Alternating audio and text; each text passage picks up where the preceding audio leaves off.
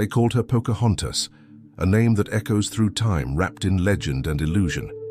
For many, she's the graceful princess who fell in love with an English explorer, the woman who brought peace between two worlds.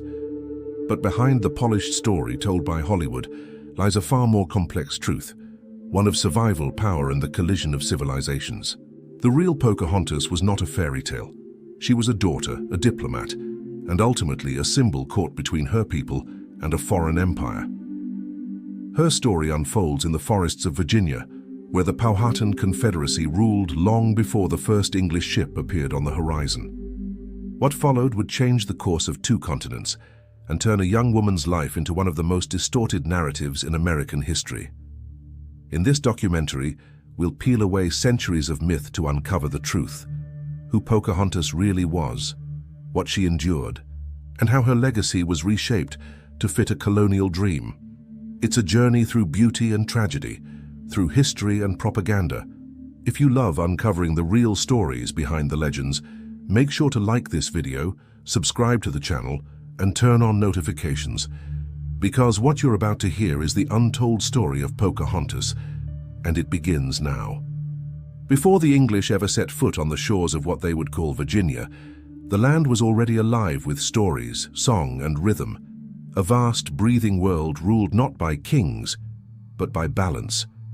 Here, among the rivers that wound through endless forests, the Powhatan Confederacy thrived. It was a network of over 30 Algonquian-speaking tribes, bound together by kinship, diplomacy, and the authority of one powerful leader, Wahunsenacawh, known to the English as Chief Powhatan. It was into this world that Matoaka was born, the girl who would later be remembered as Pocahontas. Around the year 1596, in the village of Werowocomoco, she entered a realm defined by the cycles of the earth. Her people lived by the tides of the Chesapeake Bay, the migrations of fish and birds, and the rhythm of corn and tobacco seasons. Every element of nature held spirit and meaning.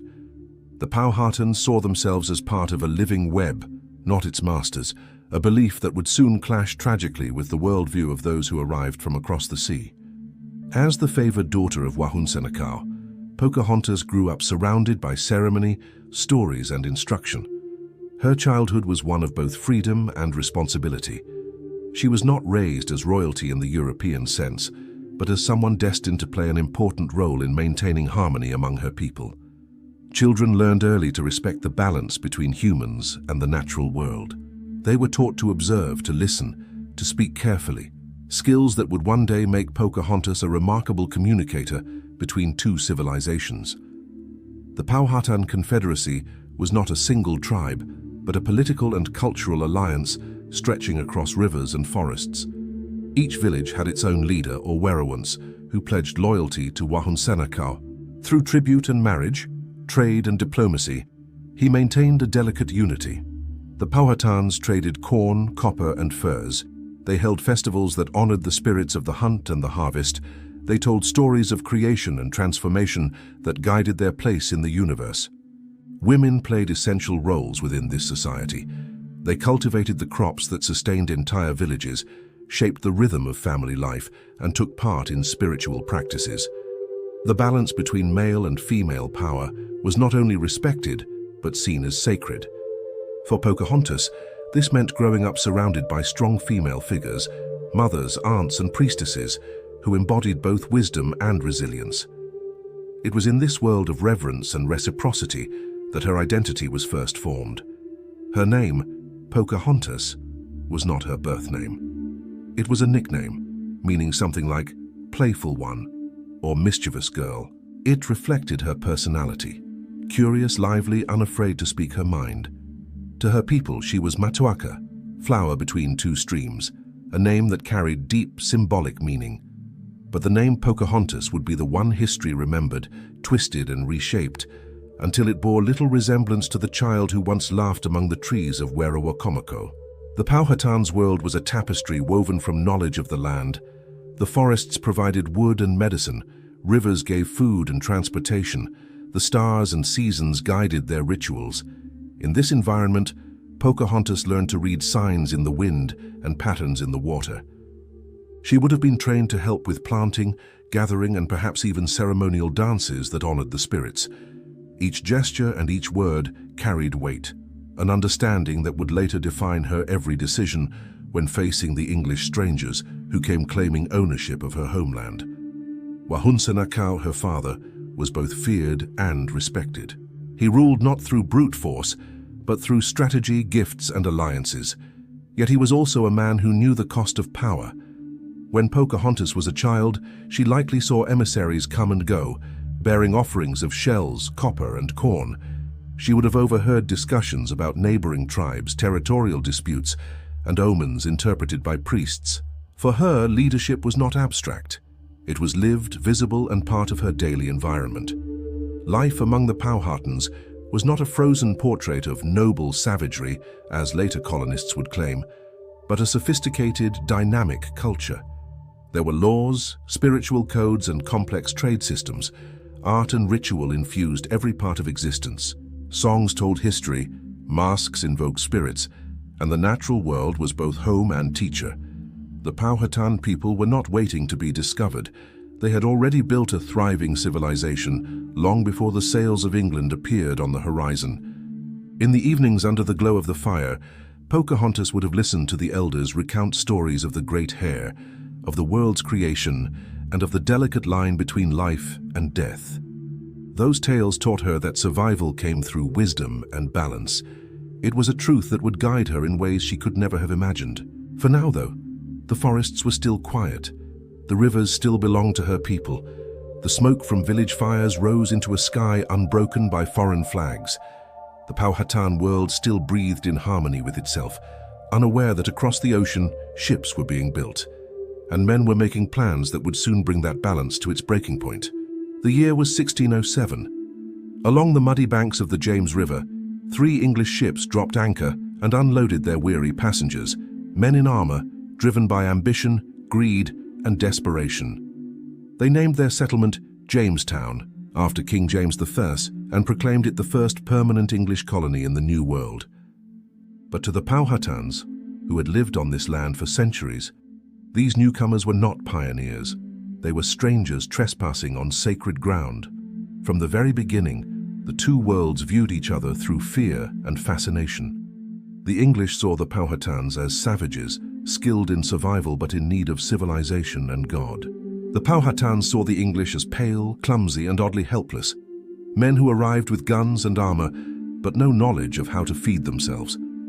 Their first days were marked by hunger and disease. Many of the settlers died before winter's end, their dreams of gold buried beneath the cold Virginian soil. Chief Wahunsenacawh watched these events carefully. He understood that these men could be both threat and opportunity. Trade began cautiously, copper and beads exchanged for corn and meat. For a time, diplomacy kept the peace. Among the English, one man stood out, Captain John Smith. A soldier of fortune, Smith had traveled across Europe, fought in wars, and now saw in Virginia a chance to carve his name into history. He was bold, restless, and hungry for adventure, the kind of man who thrived on danger and self-mythology. It was during one of his explorations of the Chickahominy River that Smith's fate collided with that of Pocahontas' people. In December 1607, he was captured by Powhatan warriors and taken through several villages, eventually brought before the great chief himself. The moment would later become one of the most famous encounters in American history, but what truly happened that day remains uncertain. According to Smith's own account, written years later, he was forced to lay his head upon 2 stones as warriors prepared to strike him down. Then suddenly, a young girl, Pocahontas, ran forward, throwing herself across his body, pleading for his life. In Smith's telling, her act of compassion saved him from death and marked the beginning of a lasting friendship between their peoples. It is an image that would later inspire paintings, poems, and films, a romantic moment where love triumphed over violence. Yet history casts doubt on Smith's version. He did not mention the rescue story until over a decade after it supposedly happened, when Pocahontas had already become famous in England. Some historians believe that what Smith witnessed was not an execution at all, but a ceremonial adoption ritual, a symbolic act in which he was being welcomed, not killed. The sand stones and the rescue may have been part of a Powhatan rite of passage, misunderstood by Smith and later transformed into legend by his pen. If that interpretation is true, then Pocahontas's role was not that of a romantic savior, but a ceremonial figure, performing a traditional part in her people's complex political theater. Wahunsenacawh may have sought to integrate Smith as an ally, giving him a symbolic place within the Powhatan world to ensure future cooperation. But to Smith, steeped in European notions of conquest and individual heroism, the encounter became a personal story of deliverance, a tale too powerful, too dramatic, not to tell. What we do know is that after Smith's return to Jamestown, relations between the colonists and the Powhatans shifted. Pocahontas, still a child of about 11 or 12, began appearing near the English fort. She carried messages and food from her father's people, helping to ease tensions during moments of mistrust. To the settlers, she became a sign of hope, a bridge between two civilizations. But even then, beneath the fragile gestures of friendship, misunderstanding brewed. The English saw the Powhatan's generosity as weakness, an invitation to take more. The Powhatans saw the English's demands as greed and arrogance. The two groups spoke different languages, not just in words but in worldview. Where the Powhatans saw trade as a way to build relationships, the English saw it as a transaction leading to ownership. Fields once open to hunting became fenced and claimed. The soil itself was no longer shared but divided. Jamestown's survival depended on native food and knowledge, yet the English rarely acknowledged their debt. As drought struck and supplies dwindled, desperation turned to violence. Raids, retaliation, and betrayal began to define their encounters. Each side believed the other treacherous. Each side fought for survival on land that seemed suddenly too small for both. Through it all, Pocahontas remained a figure of connection. Young, curious, and trusted by many in Jamestown, she visited the settlement frequently, bringing baskets of corn and kindness to men who were both fascinated by her and blind to the world she represented. For her, it may have been a mission of peace, for them an exotic curiosity. In the years to come, the myth of her saving John Smith would grow, taking root in the English imagination as a story of mercy and love. But the truth was far more complex, not a fairy tale, but the first act of a tragedy. A fragile bridge had been built between the Powhatans and the English, and on its narrow span stood a young girl whose fate would soon be pulled into the tides of empire. In the months that followed John Smith's return to Jamestown, an uneasy calm settled over Virginia. The settlers were exhausted, sick, and dependent on the very people they once feared. The Powhatan Confederacy, guided by Wahunsenacawh's cautious diplomacy, continued to provide food and aid, hoping to avoid open war. Between these two fragile worlds moved a young girl, Pocahontas, whose presence came to symbolize the thin line separating peace from chaos. To the English, she appeared like a gift from heaven. Barefoot, laughing, and curious, Pocahontas would arrive at the palisades of Jamestown with baskets of corn, fish, and dried meat. She brought not only food but also reassurance, proof that her father still sought dialogue rather than destruction. The settlers, half-starved and desperate, came to depend on her visits. In their journals, they described her as playful and kind, a child who seemed untouched by fear. Yet beneath that youthful innocence lay purpose. Pocahontas was not merely a visitor. She was a messenger, an emissary sent to maintain the fragile thread of peace that held both peoples together. For Wahunsenacawh, allowing his daughter to approach the English was a calculated decision. He understood that the settlers were unpredictable, dangerous even, but he also recognized their growing presence as inevitable. Through Pocahontas, he could communicate, negotiate, and observe. Her charm and curiosity disarmed the English, while her loyalty kept her father informed of their behavior. She stood unknowingly at the center of a delicate political game, one where survival depended on understanding the intentions of those who could not be easily understood. Inside Jamestown, however, fear was a constant companion. Disease, famine, and internal conflict plagued the colony. The men who had come seeking gold now dug for roots to stay alive. Their weapons, once symbols of dominance, could not stop the slow decay from within. The Powhatan's food became the difference between life and death, As the winter deepened, so did the settlers' dependence, and with dependence came resentment. When Pocahontas arrived with supplies, it was not merely an act of kindness.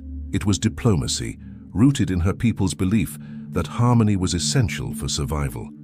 Her gestures of generosity reflected an entire worldview, one that valued balance, respect, and reciprocity. But the English, driven by notions of possession and hierarchy, misunderstood these acts. They saw the gifts not as mutual exchange, but as tribute, something owed to them by divine right.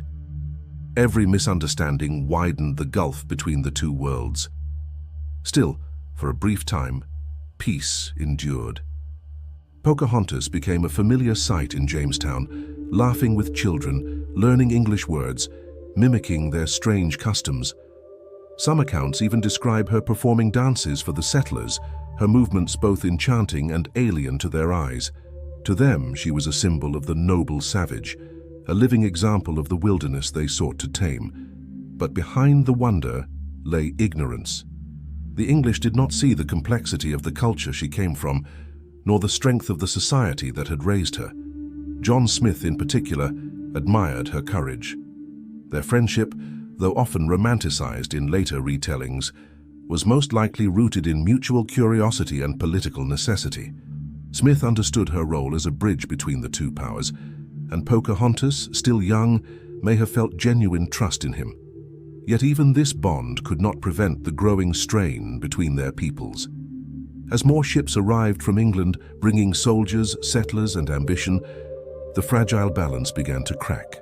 The Powhatans watched as forests were cleared, as English fences cut through land once open to all.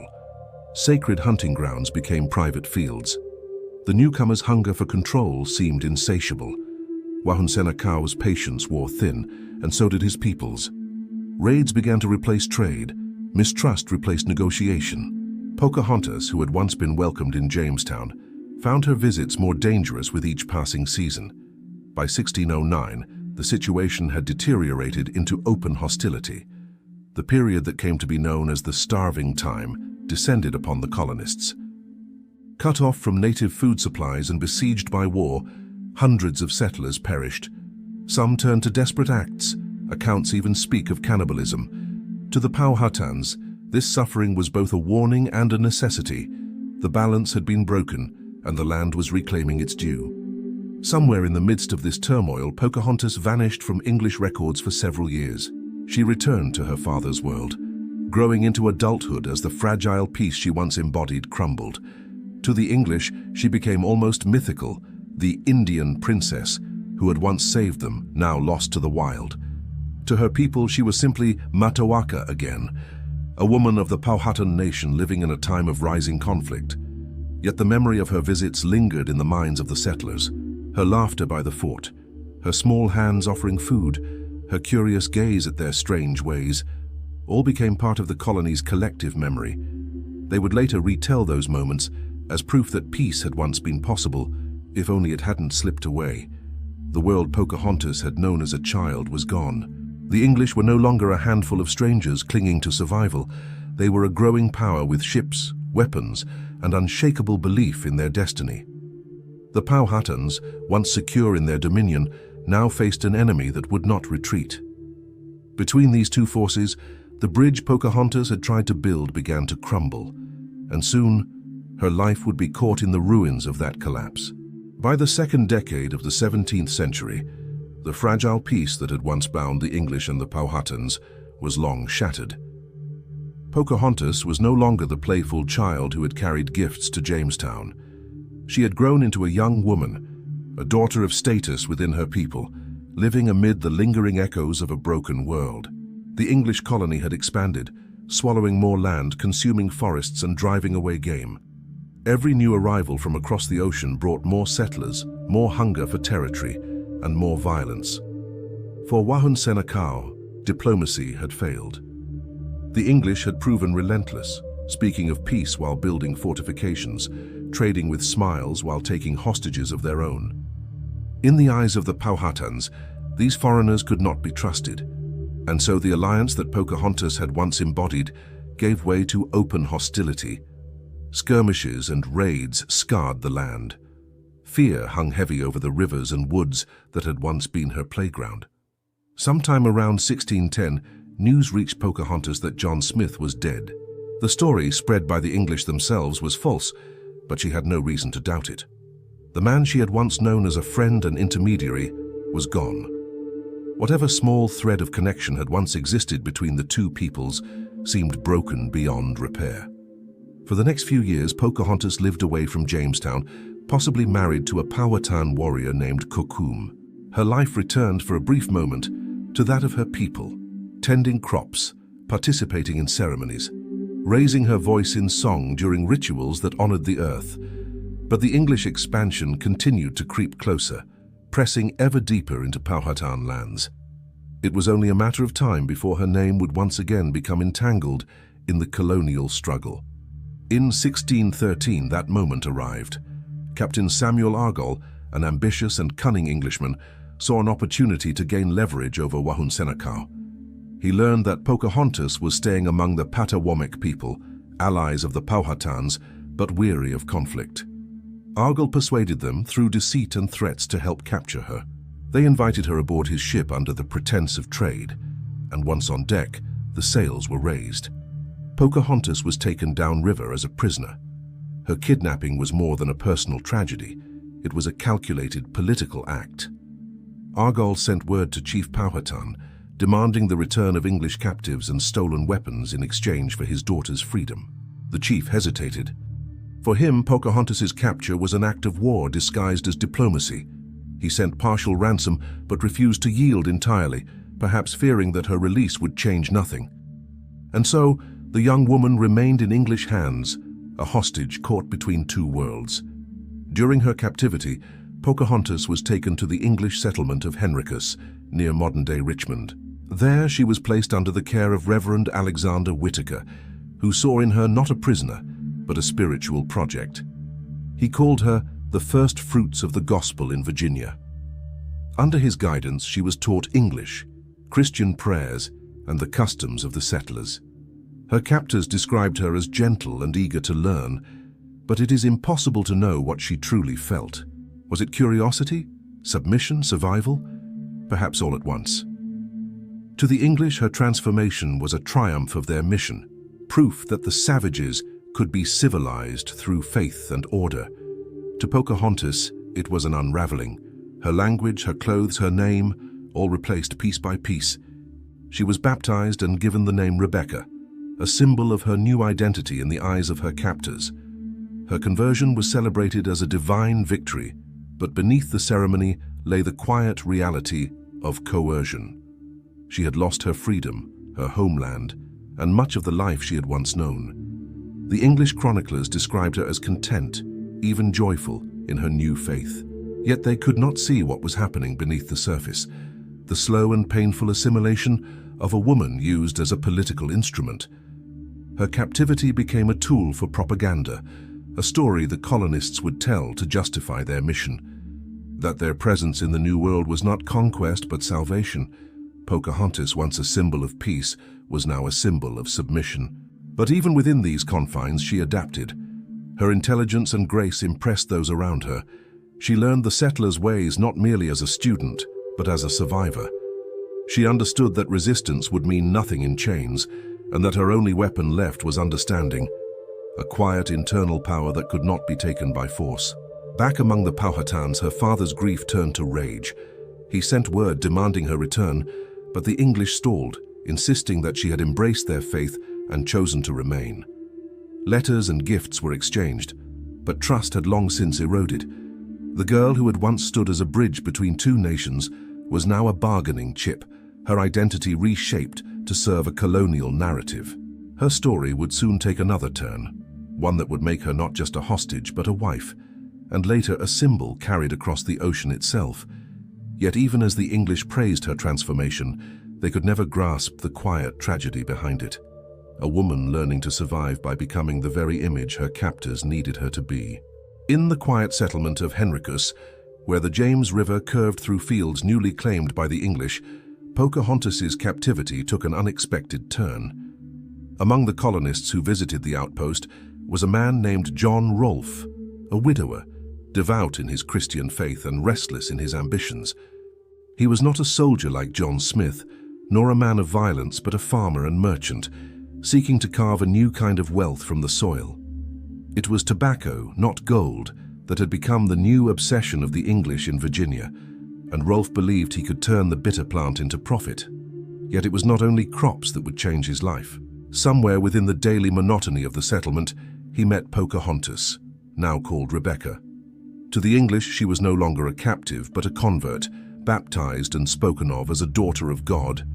To Rolfe, she seemed both a soul in need of salvation and a woman of remarkable composure. She had learned English, carried herself with quiet dignity, and navigated her captivity with a grace that defied her circumstances. Their meeting, described later in letters and colonial records, would be remembered as a love story. But beneath the sentiment lay layers of faith, politics, and necessity. And Rolfe was deeply religious, and his writings reveal a man torn between conscience and opportunity. When he expressed his desire to marry Pocahontas, he did so not with the language of romance, but of moral struggle. In a long letter to the governor of Virginia, he confessed that he had wrestled with the worldly allure of the flesh and feared that marrying a heathen might endanger his soul. Yet he justified his intentions as divine, that through their union, God might bring enlightenment to her people and peace to the colony. His words framed the marriage as both missionary act and political strategy. For Pocahontas, the choice was far more complex. Whether she saw in Rolfe a chance for stability, affection, or simple survival, no one can say for certain. But it is likely that her marriage offered her something she had not known since her abduction, a measure of agency. As his wife, she was no longer merely a prisoner. Her new identity as Rebecca Rolfe gave her a place within English society, even if it came at the cost of her own. In April 1614, Pocahontas and John Rolfe were married in Jamestown. The ceremony was simple, attended by colonial leaders and carefully documented by the church. For the English, it was a triumph, the union of two worlds under the banner of peace. Her father, Wahunsenacawh, sent gifts and blessings, signaling his acceptance perhaps out of pragmatism rather than joy. The marriage was celebrated in London as a symbol of divine order, proof that even the wild could be tamed through faith and civility. In the wake of the wedding, the fighting between the English and the Powhatans subsided for a time. Trade resumed. The colonists called this fragile reprieve the Peace of Pocahontas. For nearly 8 years, the land experienced an uneasy calm. To the settlers, the marriage was the dawn of a new harmony. To the Powhatans, it was something far more ambiguous, a truce born not of mutual respect, but of exhaustion and loss. Rebecca Rolfe, as she was now called, began to live fully within English customs. She wore their clothing, ate their food, and attended Christian services. Those who met her described her as polite, intelligent, and modest, qualities that the English praised as evidence of their civilizing mission. Yet the transformation they admired was built on erasure. Her native name, language, and spiritual traditions were pushed deep into memory. In embracing her new identity, Pocahontas had been asked to abandon her old one. Her life with Rolfe appears to have been stable, perhaps even tender at times. They had a son, Thomas, in 1615, a child who embodied both worlds, but belonged fully to neither. The family settled near Verena Farms, where Rolfe cultivated tobacco plants brought from the Caribbean, a crop that would soon fuel the colony's survival and England's fortune. Pocahontas's presence lent his enterprise an air of legitimacy, a living testament to the supposed success of England's colonizing mission. But beneath the domestic calm, a quiet dissonance endured. The English celebrated her as proof that their way was righteous, while her people saw in her transformation a symbol of loss. To the Powhatans, she was no longer one of them, not because they had cast her out, but because she had been absorbed into a world that demanded her silence. Still, she played her role with dignity. When visitors wrote of her, they described her composure, her curiosity about English customs, and her gentle manner. But they did not hear what she thought when she prayed in a foreign language, or when she looked across the river, knowing her people lived beyond its bend, still resisting the spread of the colony that now claimed her. In the years that followed, Pocahontas' marriage would be mythologized as a story of reconciliation and love, the moment when civilization and wilderness met and embraced. But that vision was crafted by those who benefited from it. To the English, she became the perfect emblem, proof that the New World could be claimed not by force, but by faith. To history, her marriage would be remembered as the beginning of peace.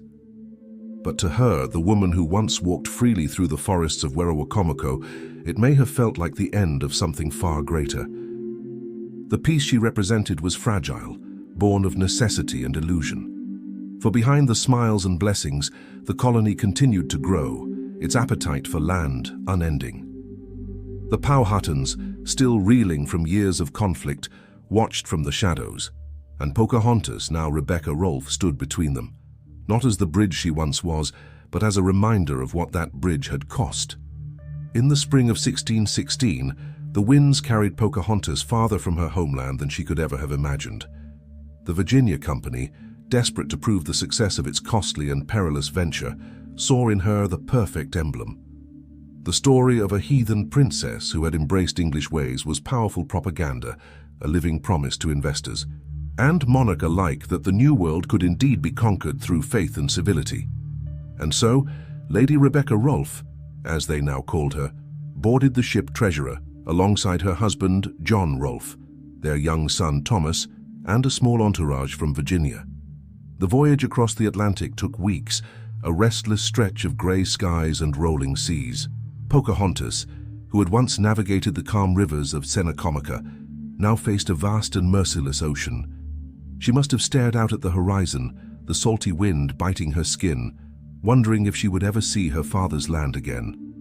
Each wave carried her farther from the forests and rivers of her childhood, from the songs of her people, from the language that had shaped her earliest memories.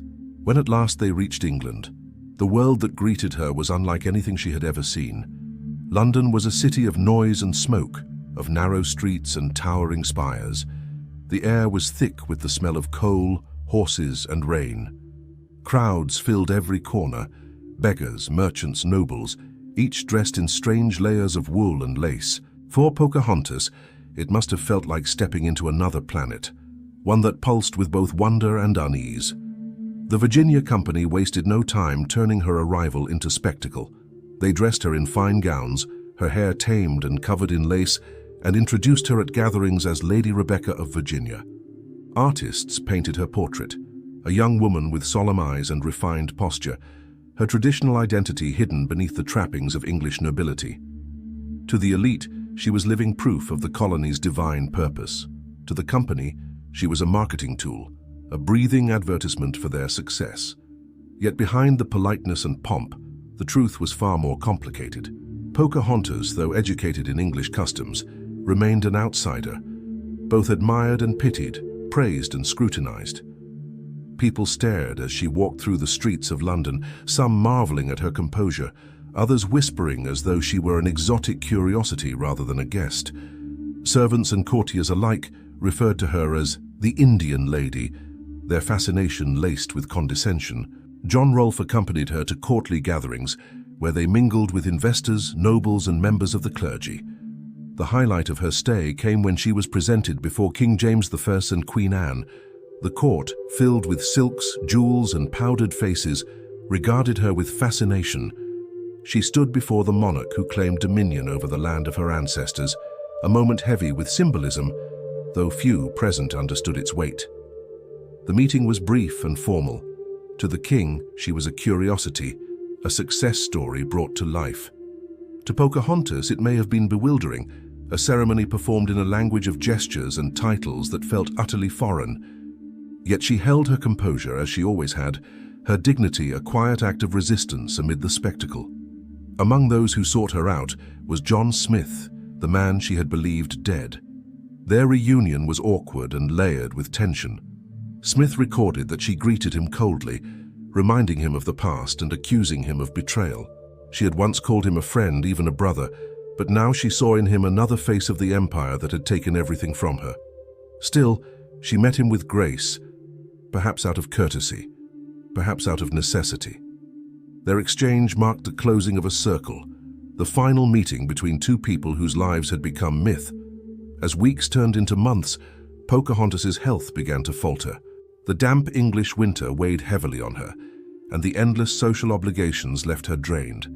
But she fulfilled her role, attending church services, banquets, and staged events, where she was displayed as evidence of England's benevolent mission. Everywhere she went, she embodied a story others had written for her, the tale of the civilized savage, the living proof that conquest could be moral. Yet within her, the dissonance must have grown unbearable. In public, she was Lady Rebecca, graceful, composed, devout. But in quiet moments, perhaps, while watching the grey River Thames flow beneath the bridge, she must have thought of her father's land, of the warmth of Virginia's sun, of the songs of her people carried by the wind through the forest. She had crossed an ocean, yet found no peace on the other side. The English saw refinement where she felt loss. They praised her for becoming like them, never realizing that what they celebrated was the erasure of everything she had once been. Her transformation was their triumph, but her silence was her tragedy. Still, in the glittering halls of London, surrounded by courtiers and merchants, Pocahontas carried herself with quiet pride. Even stripped of her language, her homeland, and her name, something within her remained unbroken. A presence that spoke of the world she came from, a strength that even the might of empire could not fully contain. But the empire was not done with her yet. Soon the Virginia Company would decide it was time for Lady Rebecca to return home, not as the girl they had taken, but as their proof of victory. Her journey across the ocean would begin again, yet this time it would not lead her back to freedom. In England, Pocahontas became both guest and prisoner of a narrative she could not escape. The polite smiles, the church bells, the rustle of silks, all were part of a performance crafted by others. To the English, she was no longer Pocahontas, nor even Rebecca Rolfe, the wife and mother. She was a symbol, a living embodiment of what they wished the new world to be: conquered, converted, and compliant. Every step she took in public was watched, every gesture interpreted as evidence that their mission across the sea was righteous. At first, she fulfilled her role as best she could. In the homes of the Virginia Company's patrons, she was displayed as both curiosity and triumph, the daughter of a great chief who had embraced the light of civilization. Her presence lent moral weight to the colonists' enterprise. She attended banquets, posed for artists, and listened as gentlemen spoke of Virginia not as her homeland, but as England's possession. They called her Lady Rebecca, yet beneath the title lay a deep contradiction. She was celebrated precisely because she was no longer herself. The transformation was total. Her traditional dress was replaced by layers of stiff linen and brocade, her native jewelry by pearls and crosses. She spoke English fluently now, her Powhatan tongue fading into the recesses of memory. The more she adapted, the further she drifted from the girl she had been, from the riverbanks where she once played, from the laughter of her people echoing through the trees. In her reflection, she saw the face of someone she barely recognized, shaped by forces beyond her control. Yet even as she lived within this new identity, her awareness deepened. Pocahontas was intelligent, observant, and sensitive to nuance. She must have noticed how the same men who praised her civility spoke of her people as obstacles to progress. She would have heard them boast of lands taken, of taming the wilderness that had once been her home. Every polite dinner conversation carried within it the shadow of conquest. Her silence, the grace that so impressed them, may have been less agreement than endurance. Her husband, John Rolfe, continued to prosper. His tobacco ventures grew, his social standing rose, and his marriage to Pocahontas remained a centerpiece of the Virginia Company's public image. Yet as his ambitions flourished, hers diminished. She was no longer the vibrant girl who once mediated between nations. She had become a figure caught between them, unable to belong to either. In London society, curiosity about her only intensified. Artists painted her portrait in the latest English fashion, noting her solemn eyes and dignified posture. Pamphlets and sermons invoked her as a miracle of God's providence, a living testament to the success of conversion. The Virginia Company printed her story as proof that their work in the New World was blessed and necessary. The myth of Pocahontas had already begun to outgrow the woman herself. But behind the painted smiles and staged appearances, isolation followed her like a shadow. England was cold, damp, and crowded. The language that surrounded her was one she spoke fluently, but never truly felt. She had been baptized into a new world, yet there was no place within it where she could truly rest. Her son, Thomas, was perhaps her only source of comfort, a living connection between the two halves of her existence. She must have held him close, whispering lullabies in the fragments of her first language, trying to keep alive the rhythm of the world she had lost. The English saw only what they wanted to see. To them, she was proof of divine order, the living answer to their doubts about the new world's purpose.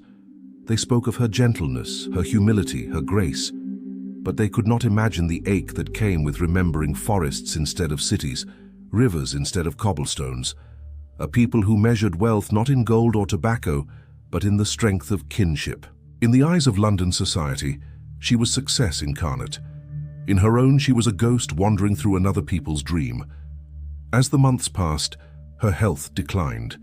The damp climate and endless travel weighed on her, and her body began to fail under the pressure of a life she had not chosen. But still, the Virginia Company paraded her as evidence of their victory. Every appearance, every handshake, every sermon reinforced the illusion that she was content, that the savage had become the lady.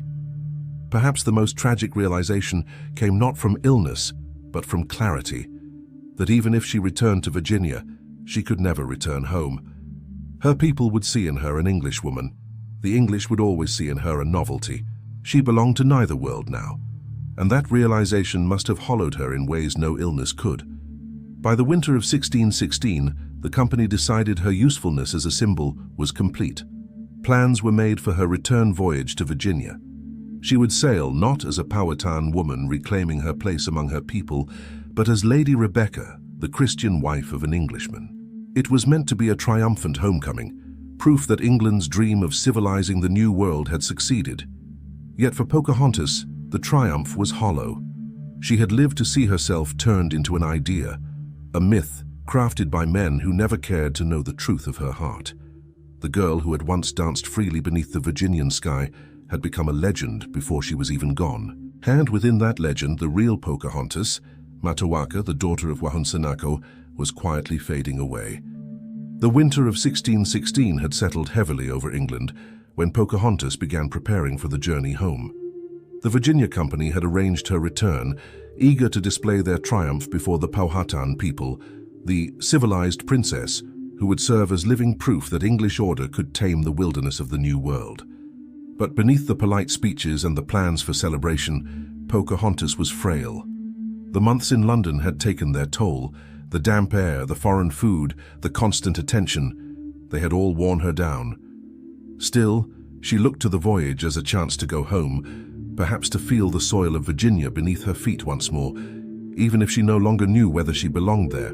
In March 1617, Pocahontas, her husband John Rolfe and their son Thomas boarded the ship George at the port of Gravesend on the River Thames. They were only a few days into the journey when she fell violently ill. Accounts differ about what struck her. Some said smallpox, others pneumonia, and still others believed she was poisoned. Whatever the cause, the symptoms came swiftly. She was carried ashore, too weak to stand, her breathing shallow, her body burning with fever. Within hours, she was gone. She was just 20 or 21 years old. The suddenness of her death shocked those around her. The Virginia Company issued no investigation, no official explanation beyond vague references to illness. For the English, her death was inconvenient, an interruption in the story they had built. She was supposed to be a symbol of victory, not a reminder of fragility. Yet, in her final moments, far from home, she became something more profound, a human being consumed by the machinery of empire. John Rolfe, stunned and grief-stricken, buried her in the churchyard of St. George's Parish in Gravesend. Her grave was marked simply, her name anglicized as Rebecca Rolfe. The exact location of her burial was later lost to time, the church rebuilt and the records incomplete. The woman whose face had once graced London's parlours and pamphlets vanished into the earth, her resting place as elusive as the truth of her story. Her son, Thomas, survived, but was left behind in England to be raised among his father's relatives. He would grow up an ocean away from the land of his mother's birth, carrying only fragments of her legacy, a bridge to a world he would never truly know. For Wahunsenacawh, Pocahontas' father, news of her death must have arrived months later, carried across the sea by merchants or colonists. There is no record of his reaction, but one can imagine the silence that followed in his lodge, the grief of a leader who had lost not only a daughter, but the fragile hope she once represented. Her death marked the end of an era. The tentative peace that had existed between the Powhatan Confederacy and the English would soon collapse entirely. Within a few years, conflict flared again. Villages burned, alliances broke, and the dream of coexistence that Pocahontas had once embodied disintegrated into cycles of mistrust and bloodshed. The English no longer spoke of her as a living person, but as legend, a tale told to justify the conquest that would follow. Yet even in death, questions lingered. Some contemporaries believed she had been poisoned, silenced to prevent her from speaking truths that might embarrass the Virginia Company. Others thought she had succumbed to foreign disease, her body unable to withstand England's damp climate. The records are contradictory, the witnesses few. What remains certain is that she died abruptly, just as her story seemed to turn toward home. Her passing was a quiet tragedy, overshadowed by the ambitions of empire. In London, her name was spoken with a kind of reverence, not for who she was, but for what she represented. Sermons praised her as the noble convert, while pamphlets framed her death as a kind of martyrdom for the Christian cause. The Virginia Company used her memory to attract more settlers, spinning her life and death into a parable of divine destiny. The myth was complete. Pocahontas had ceased to be a person and had become a symbol, but history, when stripped of its gloss, tells a different story. The real woman, Matoaka, daughter of Wahunsenacawh, died far from the rivers of her childhood, surrounded by strangers who called her by another name. She had crossed oceans, borne witness to empires in their infancy, and paid the price for their vision. Her death in Gravesend was not simply the end of a life, it was the closing of a fragile chapter in the encounter between two civilizations. For the Powhatan people, her loss was immeasurable. The English saw her as the bridge between nations, but for her own, she had been the link between the spiritual and the worldly, the child who once danced freely in the forest, the woman who carried the burden of peace upon her shoulders. When she died, that bridge crumbled. Centuries later, visitors still come to Gravesend, drawn by her legend. The churchyard holds no marked grave, but a bronze statue now stands near the site, serene, distant, and misunderstood, much like the woman herself. It depicts her in English dress, her hands folded in prayer. Few of those who pass by realize how far the figure before them stands from the truth. The story of Pocahontas did not end with her death. It began anew, reshaped by those who needed her to mean something she never chose. Yet, in that moment, in that quiet English town by the river, the real Pocahontas slipped away. And with her, perhaps, the last fragile hope that two worlds could meet without one consuming the other. The story of Pocahontas did not end with her death in Gravesend. Rather, it began a life of its own, one shaped not by her own words, but by the imaginations, ambitions, and agendas of others. Within decades of her passing, the narrative of the Indian princess had already taken root in England and across the Atlantic. She was celebrated as a living testament to the English mission, a moral emblem of the colony's success, and a symbol of civilization triumphing over savagery. Her true story, rich and complex, was largely forgotten. What survived was a carefully crafted legend. Artists painted her in elegant gowns, sitting demurely as a lady of refinement rather than the daughter of a powerful chief. Playwrights and pamphleteers told of her supposed romance with John Smith, transforming what may have been a moment of political ritual into a tale of love and heroism.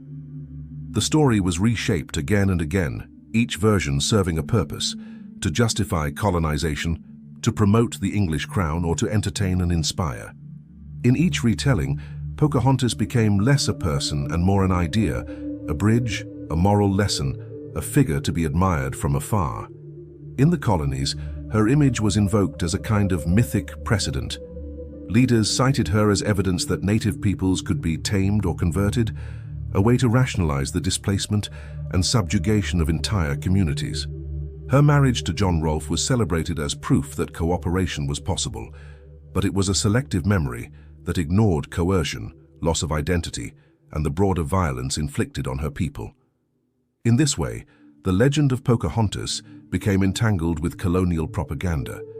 Her life transformed into a story that served political ends rather than historical truth. Over the centuries, the myth grew larger than life. In the 19th and 20th centuries, she was depicted in novels, plays, and eventually films, each retelling stripping away layers of reality.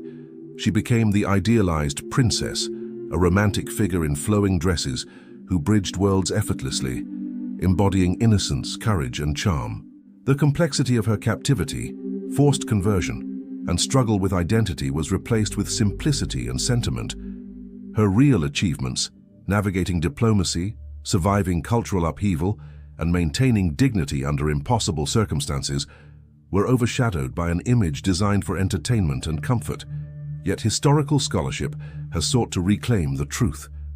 Modern historians examine Pocahontas as a real woman, a figure who lived at the intersection of two clashing civilizations. She was neither a passive child nor a mythic princess, but a young woman whose intelligence, courage, and adaptability allowed her to navigate a world of unimaginable pressures. She mediated between cultures, endured captivity, and traveled across the Atlantic under circumstances few could survive. She negotiated her identity in a society that demanded she abandon her own. Her story is one of resilience, not romance. Understanding the real Pocahontas also requires recognizing the cost of empire. Her life reveals the human toll of colonization, the loss of autonomy, the reshaping of identity, the exploitation of people as symbols for political ends. Her story is a lens through which we can see the broader consequences of European expansion, the disruption of native societies, the erosion of cultural traditions, and the ways in which history is often written to serve the powerful. In this sense, her life resonates far beyond her own time, reminding us that the human experience is rarely captured fully by legend. Even within the myth, traces of the true Pocahontas persist. Her courage and intelligence shine through if we look carefully. She was a woman who acted in a world not designed for her survival, yet she endured, adapted, and left a mark that could not be erased. Her story challenges the simplified narratives we tell ourselves, asking us to confront the tensions between myth and history, between admiration and understanding. In honoring Pocahontas today, we must see her not as a storybook figure, but as a living, breathing human being. Matoaka, the daughter of Chief Wahunsenacawh, was a person of insight, strength, and subtle power. She stood at the heart of a collision of worlds, a young woman whose life became a bridge, and sometimes a battleground, between cultures that could never fully comprehend each other. Her legacy is therefore dual. She exists in legend and in truth. In legend, she is immortalized, simplified, romanticized. In truth, she is a testament to endurance, adaptability, and dignity under impossible circumstances. Her life reminds us that history is often more complicated than the stories we tell, that the people behind myths were real, struggling, and profoundly human. Pocahontas' story endures because it speaks to the human condition, the longing for connection across divides, the courage required to navigate unfamiliar worlds, and the resilience necessary to survive when one's identity is challenged at every turn. By reclaiming her truth, we honor not only her life but the lives of all those who lived in the spaces between cultures, often unseen, often unrecorded, yet shaping the course of history in ways no legend could fully capture. Her tale, stripped of fantasy and restored with truth, remains a mirror. It reflects the power of survival, the fragility of peace, and the indelible mark left by a young woman who lived at the intersection of two worlds, a woman who was never a princess, but always extraordinary.